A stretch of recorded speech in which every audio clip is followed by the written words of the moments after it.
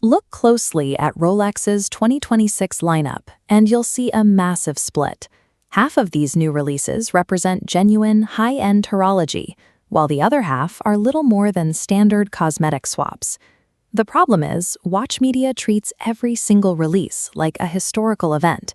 That makes it nearly impossible to figure out which of these watches are actual consumer products you can buy, and which are exclusionary marketing exercises designed to keep you on a wait list. We can map these releases on a simple scale: horological significance on the vertical axis against actual retail attainability on the horizontal. Up in the top left, you have pieces that push the boundaries of watchmaking, but are practically ghosts at retail.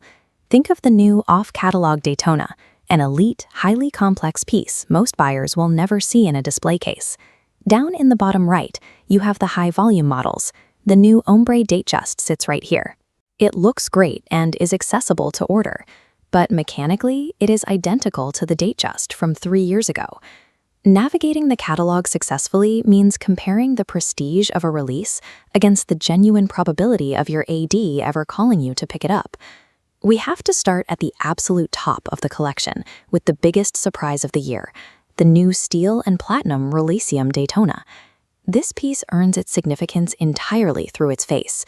Rolex spent years researching and developing a 4-part grand faux enamel dial for this watch, and the way it catches the light in person is exceptional. But there is a catch. This is an off-catalog watch.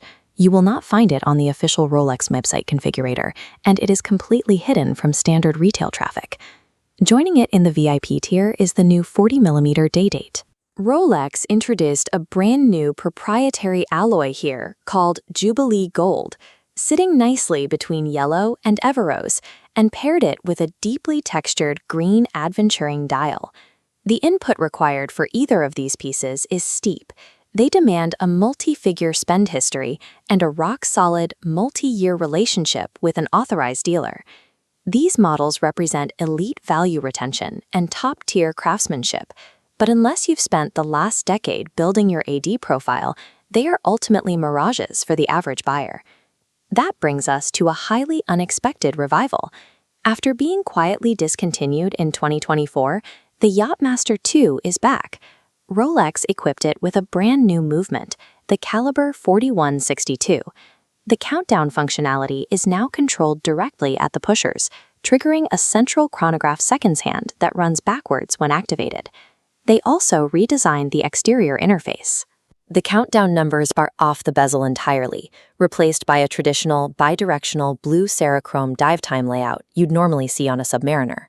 The primary physical trade-off here is the sheer footprint. At 44mm across, this case remains massive. The Yacht-Master II offers incredible visual presence and will likely have much shorter waitlists than its steel sports counterparts, but it severely punishes average to smaller wrists. You really have to try it on before committing. Now let's look at the high-volume models, starting with the 100-year anniversary Oyster Perpetual. Rolex took an unusual approach here. It's a two-tone aesthetic, featuring a yellow-gold bezel and crown stamped with 100 years, set against a standard brushed steel case and bracelet. We also saw major aesthetic updates across the rest of the entry-level catalog.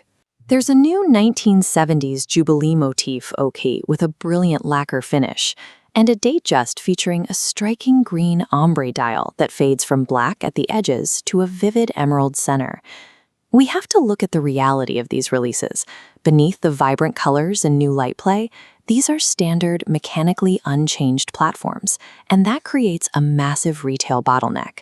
Because these are the most affordable and versatile options in the Rolex lineup, they provides excellent daily utility, but you need to prepare yourself for a grueling 6 to 18-month waitlist battle for what is, essentially, just a dial swap. Away from the new models, Rolex introduced a significant systemic update this year, a tightening of the Superlative Chronometer certification. They are now integrating strict METAS adjacent standards to heavily test these new movements for magnetism, sustainability, and long-term reliability. The core accuracy standard remains plus or minus 2 seconds per day, but the movements themselves are now structurally built to survive much harsher modern environments. This invisible infrastructure update gives you ultimate peace of mind for daily wear. However, it also strongly signals a likely increase in future pricing, as Rolex looks to offset those massive R&D costs. So, what is the overarching strategy for 2026? Rolex is pushing high art watchmaking further upmarket to their VIPs, while handing colorful mass-market experimentation downmarket to everyone else. To help you decide which path to take, we've built a buyer matrix. First, we have the allocator.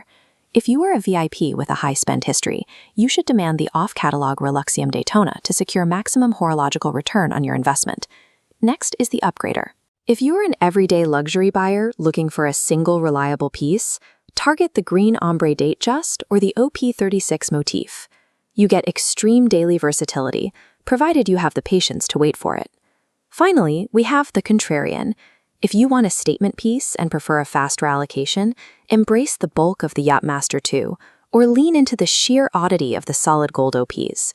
Whatever you choose, align your target watch with your actual buying power and your wrist reality, not the hype cycle on YouTube.